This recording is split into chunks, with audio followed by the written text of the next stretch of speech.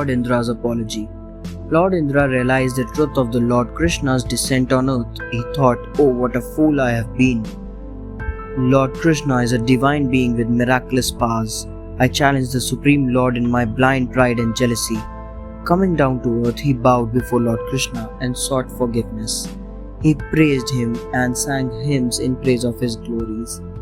The all-merciful Lord Krishna hugged Lord Indra in the most loving gesture of brotherhood. Thus Lord Krishna taught Lord Indra a lesson to hold back his pride and vanity. Indra did not believe Krishna was God and humiliated him by producing rain and storm, but by protecting all the villagers, Lord Krishna showed that he can easily control the entire universe on the tip of his little finger. From that day on, Lord Krishna came to be known as Girdhari, Girdhar and Govardhandhari, or the one who lifted Govardhan hill or Mount Giri Govardhan. Lord Krishna meets Radha. One day Nanda, the chief of the cowherds, received an invitation from Vrishbhanu to visit his family. Nanda along with his wife Yashoda and Lord Krishna went to visit them. Vrishbhanu had been King Suchandra in his previous life. As a king, Vrishbhanu and his wife Kalvati had received a boon from Lord Brahma that a daughter named Radha would be born to them in another life. Ratha was the incarnation of goddess Lakshmi herself. Her fair skin shone with her inner radiance. She had long black hair and beautiful door-shaped eyes.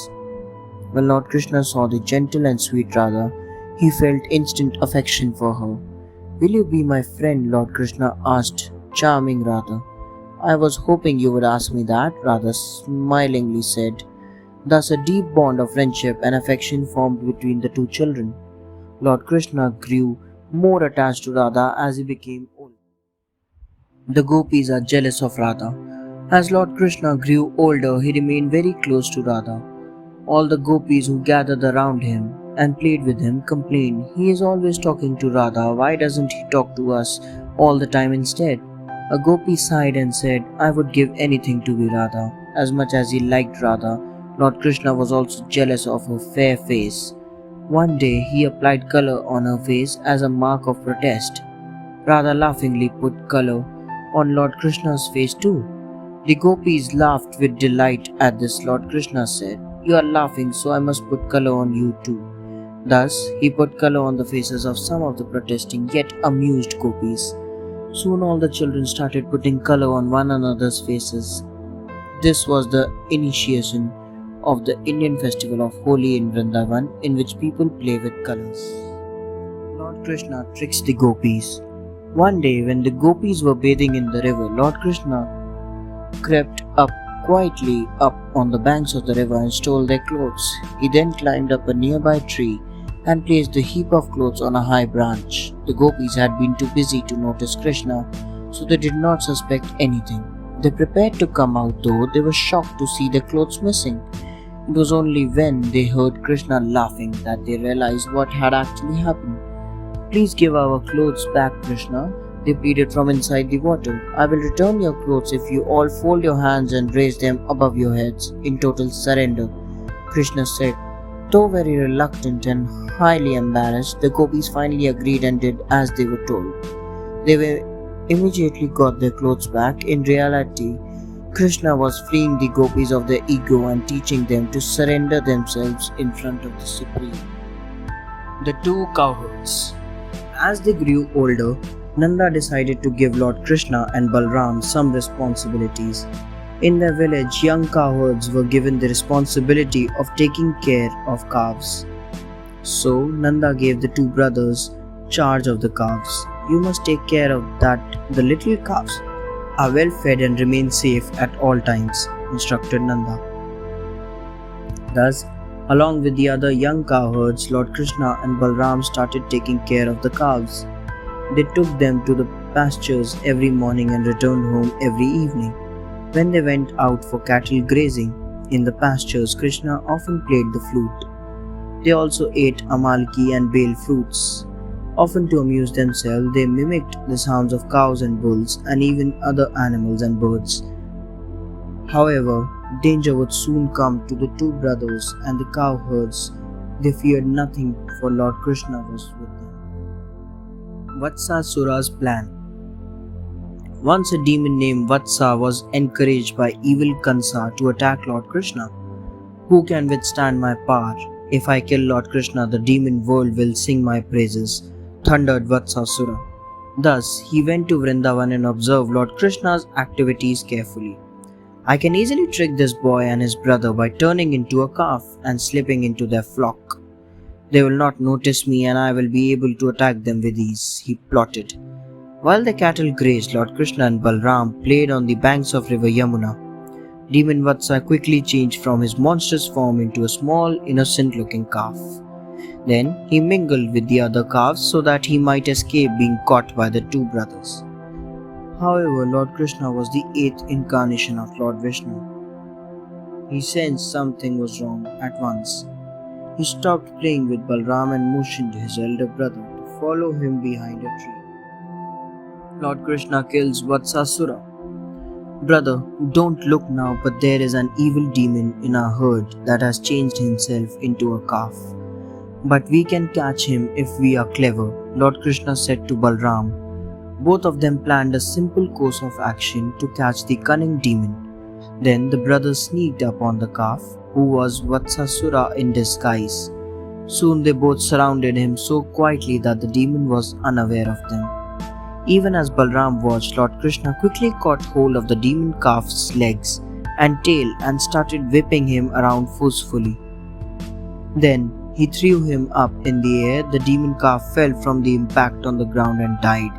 Vatsasura's clever ruse to disguise himself as a calf and trick Lord Krishna had failed, as he was no match for Lord Krishna. Balram and all other cowherds cheered happily to see the death of the evil. Bakasura swallows Lord Krishna. One day, the friend of evil Kansa, Baka, an evil demon, decided to attack Lord Krishna. He took the form of a massive creature and reached Vrindavan. There, all the cowherds were drinking water from the banks of river Yamuna as their calves were being watered. Just then, they saw Bakasura, a crane-like animal which was as big as a hill. Krishna, what will we do now? Cried the cowherds. Lord Krishna said, Be calm. This evil demon will meet with his end at my hands. All except Lord Krishna stepped aside. Bakasura ran in his crane-like form with his massive talons and sharp beak towards Lord Krishna. Lord Krishna stood calmly and fearlessly as the demon edged closer. To the cowherd's horror, evil Bakasura opened his beak and swallowed Lord Krishna. Krishna, how could this happen? Who will save us now? The cowherds cried in sorrow. Lord Krishna kills Bakasura. As Lord Krishna entered Bakasura's throat, Bakasura felt pain and a fiery sensation. He struggled to breathe. As everyone watched in awe, Krishna opened the beaks of Bakasura and ripped him apart. The cowherd cheered and Balram cried in joy, My brother is safe, praise be to the heavens. However, Bakasura gathered the little strength he had left and attacked Lord Krishna.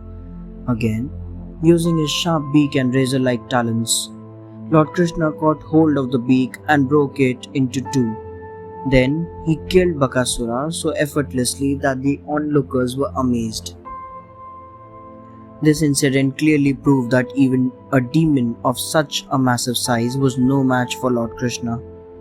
He could destroy such evil monsters with a mere flick of his finger. Soon word spread among the demons that the Lord himself was born on earth to destroy evil. Lord Krishna is praised. When Lord Krishna killed evil demon Baka, flower petals were showered on him from the skies as the gods celebrated the death of a monstrous entity. To signal the victory of good over evil, shankhas, conch shells were blown.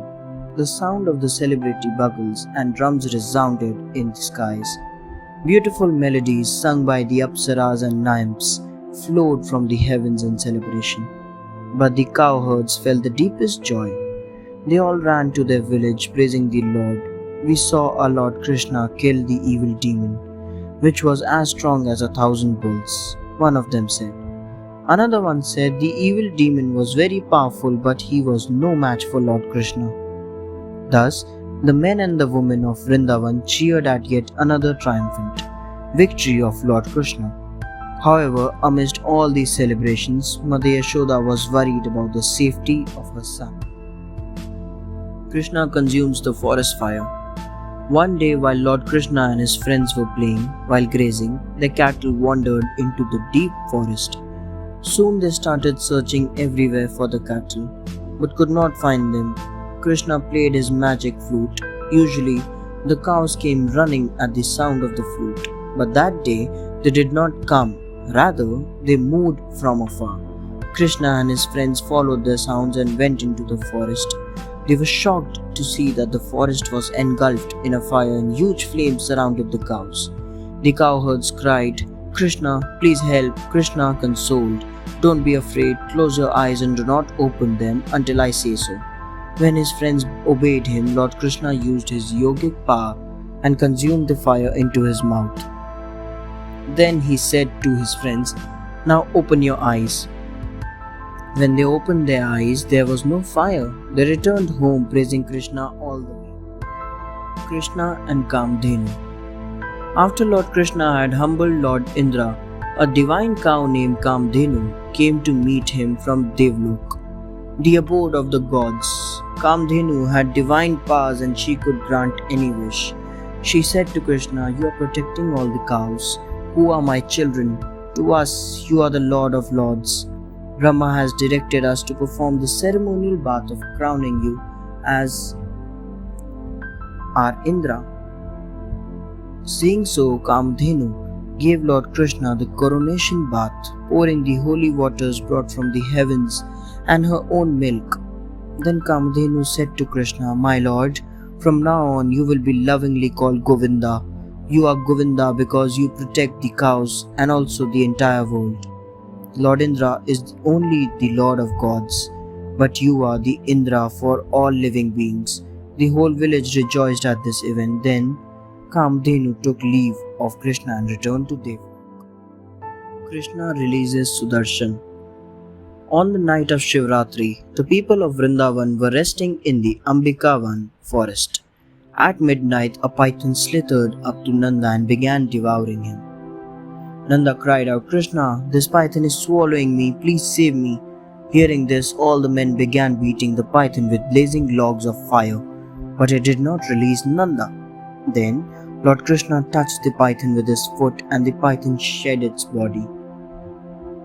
It turned into a handsome divine being and bowed before Lord Krishna. He said, "I am Vidyadhara, a celestial being who has acquired all knowledge, named Sudarshan. Once I saw some unattractive sages while traveling on my aerial transport. Being proud of my beauty, I ridiculed them. So a sage named Angira changed me into a python, saying that when Lord Krishna would touch me with his feet, I would regain my original form." Saying so, Sudarshan left while the people of Vrindavan admired Krishna speechlessly. Ras Leela. Lord Krishna, Radha and the Gopis were regularly perform the Ras Leela, a joyous dance to lively music. The Gopis would form a huge circle and perform Dandiya Ras. They would dance in rhythm, holding small wooden sticks in hands. Radha and Krishna danced in the center, lost in deep love for each other. Radha's love for Krishna was far beyond the mundane and worldly feelings. She had such a close bond with him that they would share thoughts even in periods of physical separation. Radha was Krishna's constant companion and advisor and stayed with him for over 10 years till he left for Mathura.